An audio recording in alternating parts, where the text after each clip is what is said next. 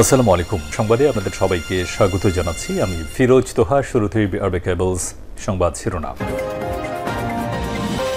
জানিয়ে দেব এই মুহূর্তে হাতে পাওয়া সর্বশেষ গুরুত্বপূর্ণ আপডেট বাংলা সংবাদ। শুরুতেই থাকছে রিউমার স্ক্যানারের প্রতিবেদন।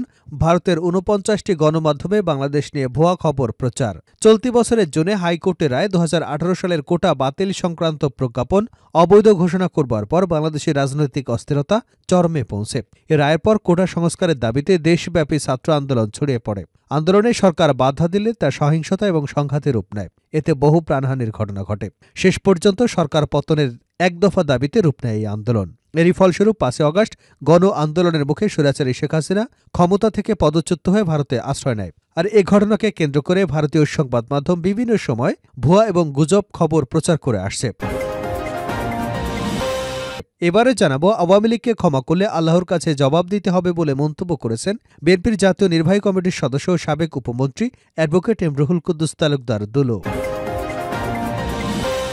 জানাবো, ভারত বাংলাদেশের অন্তর্বর্তী সরকারকে অস্থিতিশীল করবার চেষ্টা করছে বলে অভিযোগ করেছেন বিএনপির স্থায়ী কমিটির সদস্য ড খন্দকার মোশাররফ হোসেন। তিনি বলেন, দেশের মানুষ ঐক্যবদ্ধ হলে কোনো ষড়যন্ত্রই সফল হবে না। এদিকে আওয়ামী লীগারা বিএনপির ভেতরে ঢুকে বিশৃঙ্খলার চেষ্টা করছেন আজাদ। আওয়ামী লীগ ঘরনার লোকজন নিয়ে সভা সমাবেশ না করবার নির্দেশনা দিয়ে বিএনপির কেন্দ্রীয় কমিটির শিশু বিষয়ক সম্পাদক আবুল কালাম আজাদ সিদ্দিকী বলেছেন, এতদিন যারা আওয়ামী লীগ করতেন তারা বিএনপির ভেতরে ঢুকে বিশৃঙ্খলা সৃষ্টির অপচেষ্টা চালিয়ে যাচ্ছেন।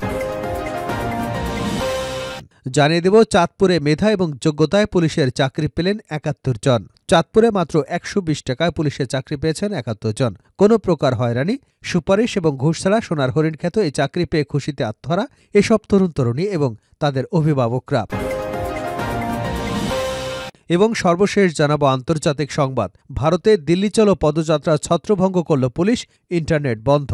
ভারতে ফসলের ন্যায্য দামের দাবিতে পাঞ্জাব রাজ্য থেকে দিল্লি অভিমুখে কৃষকদের পদযাত্রা ছত্রভঙ্গ করে দিয়েছে পুলিশ। এ সময় সংঘর্ষের মধ্যে পুলিশ কৃষকদের লক্ষ্য করে টিয়ার গ্যাস এবং পেপার স্প্রে ব্যবহার করে। অবস্থায় আগামী ৯ ডিসেম্বর পর্যন্ত কিছু জায়গায় মোবাইল ইন্টারনেট সহ টেক্সট বার্তা পরিষেবাও বন্ধ করে দেওয়া হয়। এতক্ষণ শিরোনাম শুনছিলেন, এবার বিস্তারিত। প্রিয় দর্শক, আপনি যদি এই চ্যানেলে নতুন হয়ে থাকেন, ভিডিওটি দেখতে দেখতে চ্যানেলটি সাবস্ক্রাইব করে আমাদের সঙ্গে থাকুন। আর এই ভিডিও সম্পর্কে আপনি আপনার মূল্যবান মতামতটি কমেন্ট বক্সে জানিয়ে দিন। আর হ্যাঁ প্রিয় দর্শক, জানিয়ে দিন ভিডিওটি কোথা থেকে দেখছেন। ভারতের ৪৯ গণমাধ্যমে বাংলাদেশ নিয়ে ভুয়া খবর প্রচার। চলতি বছরের জুনে হাইকোর্টের রায় ২০১৮ সালের কোটা বাতিল সংক্রান্ত প্রজ্ঞাপন অবৈধ ঘোষণা করবার পর বাংলাদেশ রাজনৈতিক অস্থিরতা চরমে পৌঁছায়। এ রায়ের পর কোটা সংস্কারের দাবিতে দেশব্যাপী ছাত্র আন্দোলন ছড়িয়ে পড়ে। আন্দোলনে সরকার বাধা দিলে তা সংঘাত এবং সহিংসতায় রূপ নেয়। এতে বহু প্রাণহানির ঘটনা ঘটে। শেষ পর্যন্ত আন্দোলন সরকার পতনের একদফার দাবিতে রূপ নেয়।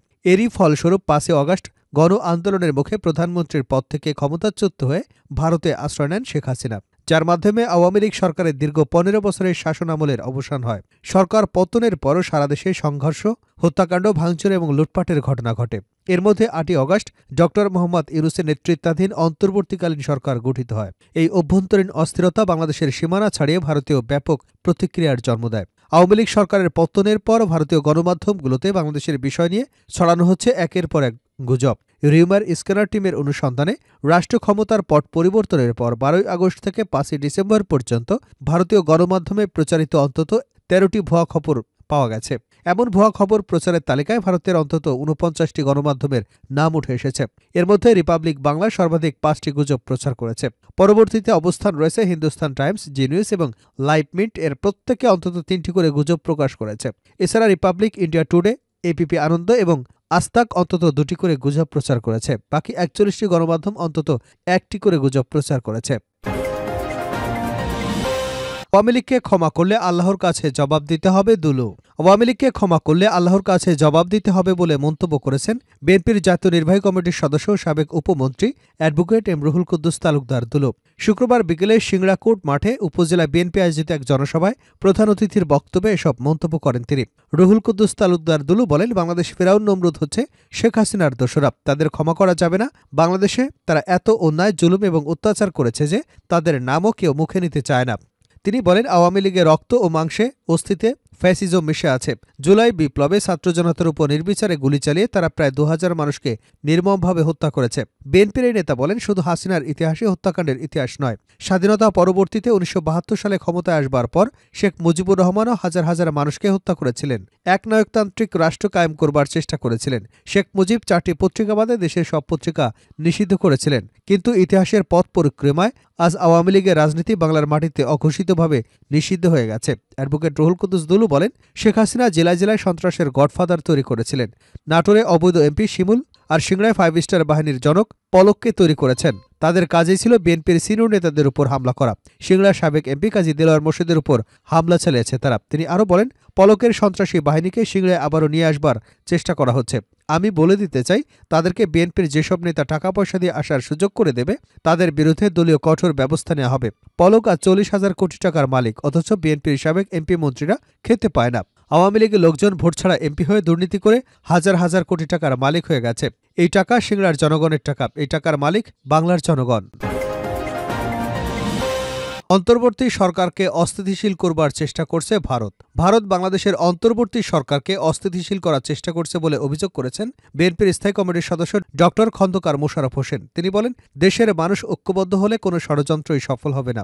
জাতীয় প্রেসক্লাবে এক অনুষ্ঠানে তিনি এসব কথা বলেন। স্বৈরাচার দিবস পতনের উপলক্ষে ডাকসু ও সর্বদলীয় ছাত্র ঐক্যের বিএনপিপন্থী ছাত্র নেতারা এই কর্মসূচির আয়োজন করে। খন্দকার মোশাররফ হোসেন বলেন, বাংলাদেশে হিন্দু সম্প্রদায়ের লোকজন শান্তিতে বসবাস করে আসছে, কিন্তু আজকে ভারত থেকে শুরু করে আমাদের কিছু হিন্দু সম্প্রদায়ের লোক কেন সমস্যার সৃষ্টি করছে, কেন আমাদের সারা বিশ্বে মানহানি করছে?